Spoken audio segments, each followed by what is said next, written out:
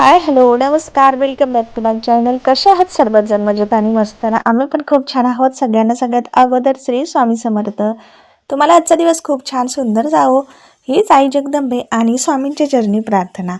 तर व्हिडिओला सुरुवात करू. स्किप न करता पूर्ण बघा. तर हा व्हिडिओ आहे गुरुपौर्णिमेचा, म्हणजे आपण गुरुपौर्णिमा होती त्या दिवशीचा बुधवारचा व्हिडिओ आहे. तर एडिटिंग आणि अपलोडिंगसाठी मी मागेच ठेवला होता, कारण खूप मागचे पण माझे व्हिडिओ पेंडिंग होते टाकण्याचे, म्हणून मग मी काय अपलोड केला नाही आणि त्यामुळे तुमच्यापर्यंत हा व्हिडिओ उशिरा येतोय. तर व्हिडिओला स्किप न करता पूर्ण बघा. आम्ही कसं काय गेलो, कुठे गेलो आणि कसं स्वामींचं दर्शन घेतलं, हे सगळ्या गोष्टी मी तुमच्यासोबत शेअर करणार आहे. तर त्यामुळे व्हिडिओ शेवटपर्यंत बघा. तर आता आहे ना, घरातून निघालो होतो आम्ही सकाळी सकाळी ना. खूप गडबडीत आणि अचानकच निर्णय घेतला होता मी. मला काय असं डोक्यात पण नव्हतं, मला फक्त स्वामींची घरामध्ये पूजा करायची व्यवस्थित अशी. तर अशा काही गोष्टी मी ठरवल्या होत्या, पण अचानक आहे ना आमच्या वहिनींचा कॉल आला मला आणि त्या बोलल्या की स्वामी सेवा करता तुम्ही आणि गुरुदक्षिणेसारखं, म्हणजे नाही का, गुरुदक्षिणा कसे आपण देतो गुरूंना, नारळ फुलं आणि खडीसाखर या सगळ्या गोष्टी आपल्याला थोडीफार दक्षिणा देऊन स्वामींना अर्पण करायच्या असतात. तर त्याच्यासाठी ना थोडेफार मंत्र पण मला बोलावे लागणार आहेत. या सगळ्या गोष्टी मला त्यांनी सांगितल्या आणि त्या बोलल्या की स्वामी केंद्रामध्ये जाऊन या सगळ्या गोष्टी करा. तर त्याचमुळे ना आता मला इकडे ना स्वामी केंद्र पण माहिती नव्हतं, कारण आता वर्ष झालं आम्हाला येऊन इकडे. तरीसुद्धा आहे ना स्वामी मंदिरातच जात असते मी. इथं आहे जवळपास, तर तिकडेच जात असतो. आणि त्यामुळे ना केंद्र वगैरे काय असं इकडे आहे असं काही माहितीच नाही. आणि शेवगावला पण आम्ही चौकशी केली नाही आहे. पाथर्डीमध्ये आहे डायरेक्टली.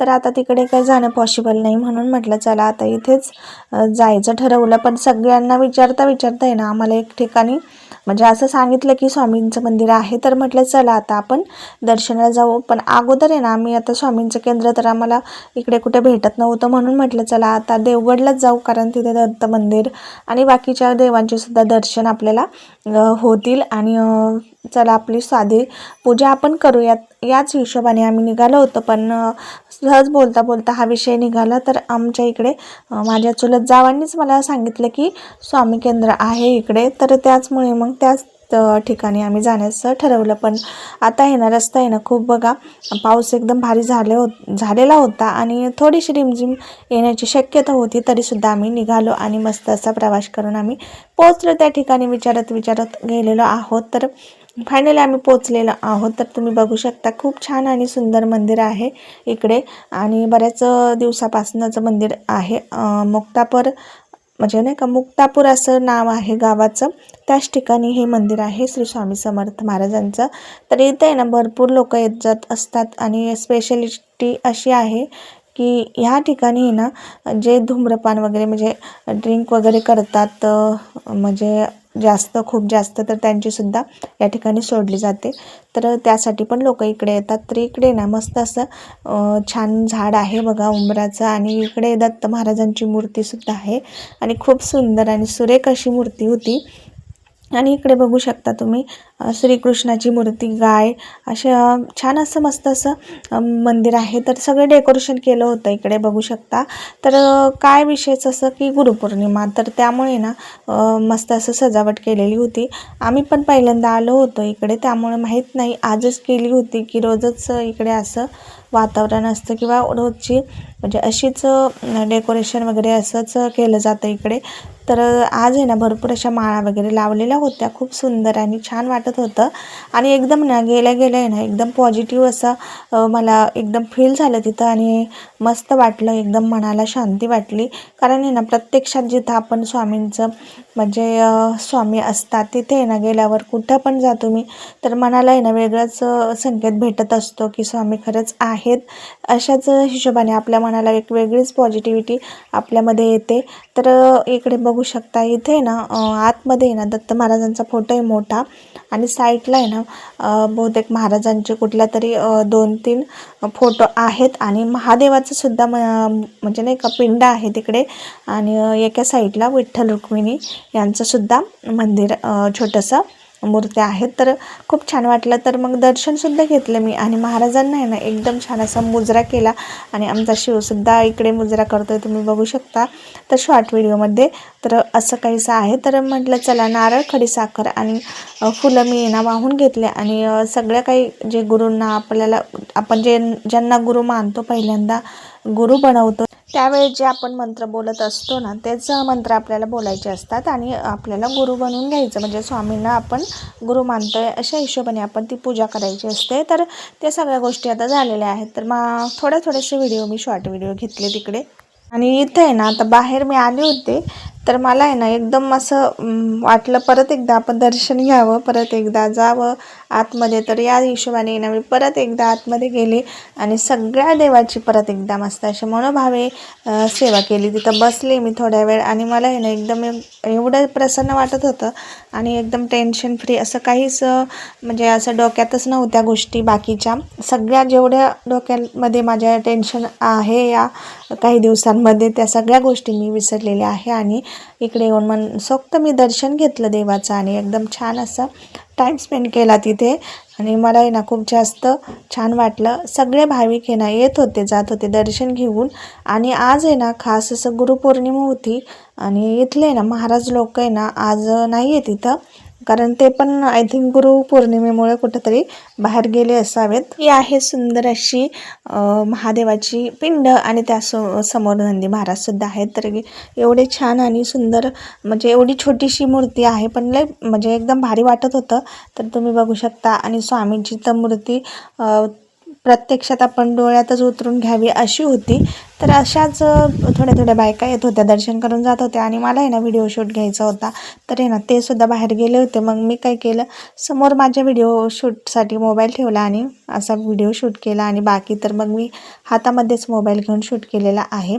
तर आता इकडे बाहेर आले होते शिव आणि त्याचे पप्पा इकडे तिकडे फिरत होते मस्तपैकी आणि छान असं वातावरणाचा आनंद घेत होते. तर आमचा शिव आहे ना कुठे पण गेला तरी ना मोकळ्या वातावरणामध्ये त्याला आहे ना असं खेळायला खूप जास्त आवडतो. आणि हा आहे आजूबाजूचा परिसर आणि सुंदर असा निसर्गरम्य वातावरणामध्येच हे मंदिर आहे. तर आणि शेजारी घर पण आहे तिकडे आणि लग्नसुद्धा होतात इकडे बऱ्यापैकी.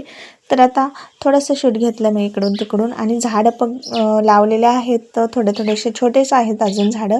तर आता नव्यानेच सुरुवात झालेली आहे इकडे अशा काही गोष्टी नवीन करण्याची.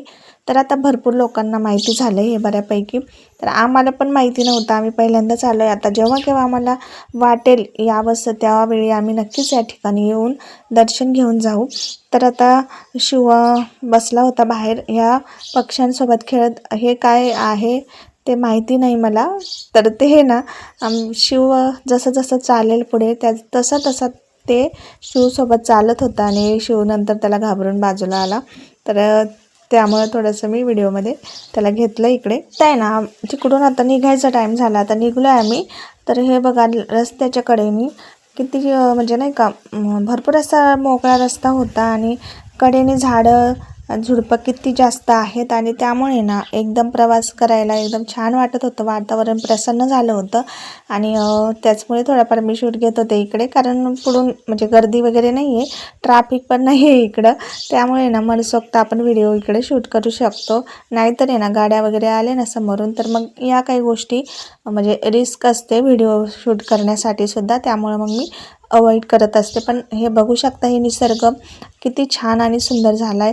तर आजूबाजूला आहे ना सगळ्यांचे म्हणजे शेतीमध्ये ना खूप जास्त पिकं आणि चांगले आणि मस्त पिकं झालेले आहेत मोठमोठाले. आणि तेच पाहून आहे ना मनाला एकदम समाधान वाटत होतं आणि प्रवास करायला पण छान वाटत होतं. आभाळ पण एकदम भरून आलं होतं. तर सकाळी ना नाश्ताच केला होता मी, जरासं काहीतरी नाश्ता पण केला नव्हता कामाच्या गडबडीत, कारण आहे ना मला आवरायचं होतं आणि निघायचं होतं हेच डोक्यामध्ये होतं माझ्या.